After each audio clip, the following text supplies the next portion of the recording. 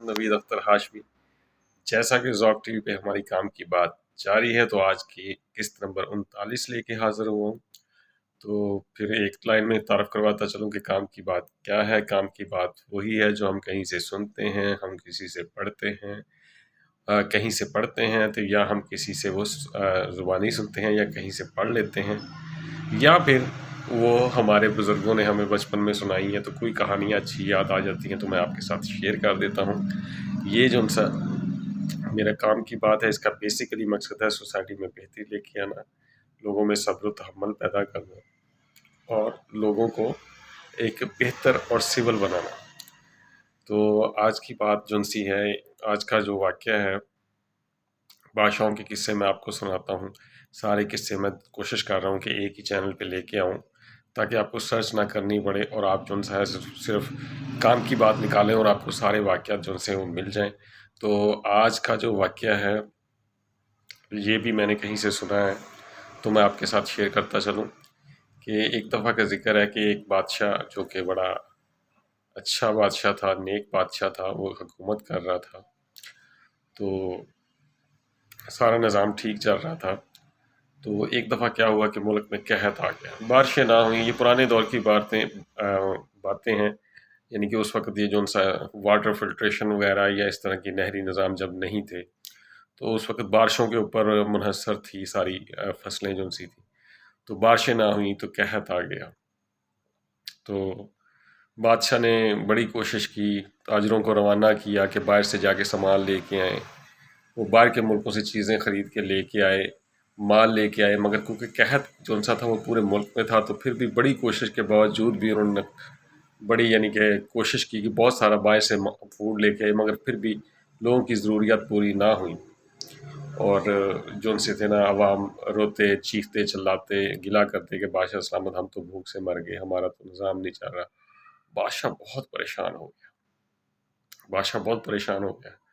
اب بادشاہ نے اپنی طرف سے پوری کوشش کی، مگر پھر بھی کام اس کے ہاتھ میں نہ آیا۔ بادشاہ بڑا پریشان ہوا، بادشاہ اتنا بے چین رہنے لگا کہ اس کی نیندیں اڑ گئی، پریشانی جو سی تھی وہ بہت زیادہ بڑھ گئی، تو اب اس کو ڈپریشن ہونے لگا۔ تو آخر اس نے اپنے وزیر اعظم کو بلایا اور اس نے کہا کہ میں بہت پریشان ہوں، مجھے اتنے دنوں سے نیند نہیں آ رہی، میں بہت یعنی کہ نا میری ڈپریشن اور اسٹریس کا شکار ہو گیا، مجھے بتاؤ کہ میں کیا کروں، یا مجھے کوئی ایسی بات سناؤ کہ میرے دل کو چین آ جائے۔ تو وزیر نے ایک بات سنائی، تو وزیر نے کہا جی میں نے اپنے بزرگوں سے قصہ سنا تھا، تو میں اپنے ایک بزرگ کا قصہ آپ کے سامنے رکھ دیتا ہوں، شاید وہ قصہ جو سا ہے وہ آپ کے دل کو نرم کر سکے یا آپ کے دل کو تسکین دے سکے۔ بادشاہ نے کہا سناؤ وہ قصہ کیا تھا۔ اس نے کہا ایک دفعہ ایسا ہوا کہ ایک بندریا جو سی تھی، اس نے کہیں جانا تھا، کسی دوسرے جنگل میں جانا تھا، مگر اس کا بچہ جو سا تھا وہ چھوٹا تھا۔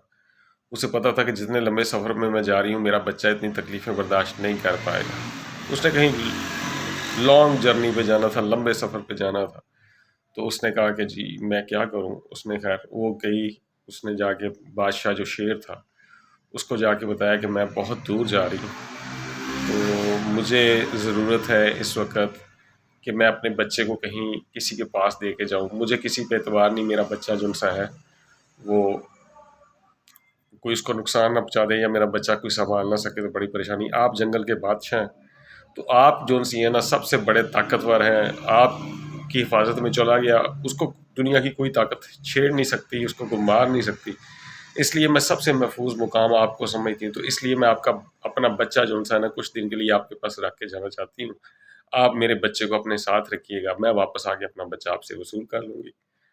تو جنگل کا بادشاہ جو سا تھا اس نے کہا ٹھیک ہے کوئی بات نہیں، بندریا میرے پاس آ گئی ہے منت کرنے، تو اس نے کہا ٹھیک ہے اپنا بچہ مجھے دے دو۔ اب جنگل کا بادشاہ سے اس نے بچے کو اپنے پاس رکھ لیا، بندریا کہیں چلے گئی۔ اب بادشاہ جب بھی نکلتا تو وہ بندر کا بچہ اوپر اپنے بٹھا لیتا، تو جنگل کے سارے جانور جو سے تھے، اس کے دشمن بھی تھے، وہ بھی اس سے ڈرتے، بچے کو کوئی نہ چھیڑتا، بچہ بڑا ہنسی خوشی گھومتا پھرتا، انجوائے کرتا، مگر سارے خطرے خوف سے بالا تر اس کو بچے کو بھی پتا تھا کہ مجھے کوئی چھیڑ نہیں سکتا، مجھے کوئی مار نہیں سکتا، کیونکہ بادشاہ اس کی ایسی تیسی کر دے گا۔ اس کے باوجود کیا ہوا کہ ایک دم اسے ایک دفعہ ایک چیل آئی اور اس نے بند شیر کے اوپر بچہ بیٹھا تھا وہ اٹھا کے لے گئی، اور وہ دیکھتے ہی دیکھتے آسمانوں میں غائب ہو گئی۔ اب شیر بہت بھاگا، کبھی ادھر بھاگا کبھی ادھر بھاگا، اس نے چیل کا تعاقب کیا، مگر چیل کی سپیڈ اتنی ہوتی ہے کہ وہ بہت زیادہ کلومیٹر جو سے ہے وہ منٹوں میں کر جاتی ہے۔ وہ پہاڑ جو سے تھی کراس کر گئی، دریا کراس کر گئی، وہ کہیں کی کہیں نکل گئی۔ شیر بیچارہ جو سا تھا وہ پریشان ہو گیا، اب اسے پتا تھا کہ میں حفاظت نہیں کر پایا۔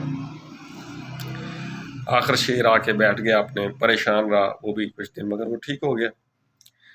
تو اس کے بعد کیا ہوا، کچھ دنوں کے بعد جب بندیاں واپس آئی تو اس نے آگے دیکھا کہ شیر کہاں ہے۔ اس نے شیر کو ڈھونڈا اور شیر سے کہا کہ بادشاہ سلامت میرا بچہ واپس کر دیں۔ اس نے کہا جی تمہارا بچہ تو چیل اٹھا کے لے گئی۔ اس نے کہا آپ کیسے بادشاہ ہیں؟ اسی ڈر سے تو میں بچہ اپنا جو سا تھا آپ کے حوالے کر کے گئی تھی کہ کوئی اس کو نقصان نہ پہنچا سکے، کوئی اس کو چھیڑ نہ سکے، کوئی اس کو تنگ نہ کر سکے، مگر آپ کے ہاتھوں سے بھی وہ بچہ جو سا ہے وہ میرا چیل اٹھا کے لے گئی۔ بادشاہ نے شیر نے کہا میری بات سنو، اس جنگل میں اتنے دن لے کے تمہارے بچے کو کندھوں پہ بٹھا کے لے کے گھومتا پھرتا رہا، کسی کی جرت نہیں ہوئی تمہارے بچے کی طرف آنکھ پہ اٹھا کے دیکھے۔ یہاں زمین پہ میری حکومت تھی، ٹھیک ہے، تو کوئی اس کا کچھ نہیں بگاڑ سکا، مگر چیل آئی تھی آسمان کی طرف سے اور وہ آسمان پہ لے کے اس کو اڑ گئی، اور فضا میں میری کوئی کیپیسٹی نہیں ہے، فضا میں میرا کوئی حکومت نہیں ہے، اس لیے میں اس کا کچھ نہیں کر سکا، نہ کچھ بگاڑ سکا۔